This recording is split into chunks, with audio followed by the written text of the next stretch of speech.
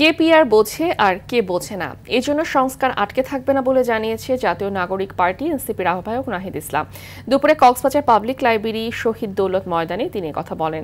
এ সময় তিনি আরও বলেন, মাফিয়াতন্ত্র, স্বৈরতন্ত্র, গডফাদার তন্ত্র ও পরিবারতন্ত্রকে বাংলাদেশ থেকে উচ্ছেদ করতে হবে।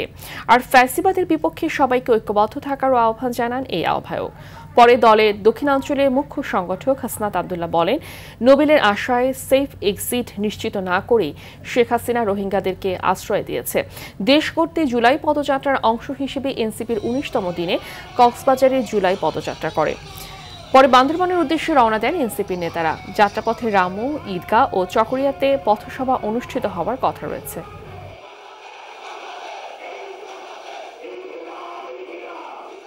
কে পিআর বুঝে কে পিআর বুঝে না, এর জন্য সংস্কার আটকে থাকবে না। কারণ আমরা জানি জনগণ সংস্কার বুঝে, জনগণ সংস্কার চায়। ফলে অবশ্যই উচ্চ কক্ষে পিআর হতে হবে। নির্বাচন কমিশন, দুদক সহ গুরুত্বপূর্ণ রাষ্ট্রীয় প্রতিষ্ঠানে নিরপেক্ষভাবে নিয়োগের জন্য কমিটি, সাংবিধানিক কমিটি তৈরি করতে হবে। কারণ এই সংস্কার কোন দলের পক্ষে নয়, কোন দলের বিপক্ষে নয়, এটা বাংলাদেশের পক্ষে, জনগণের পক্ষে।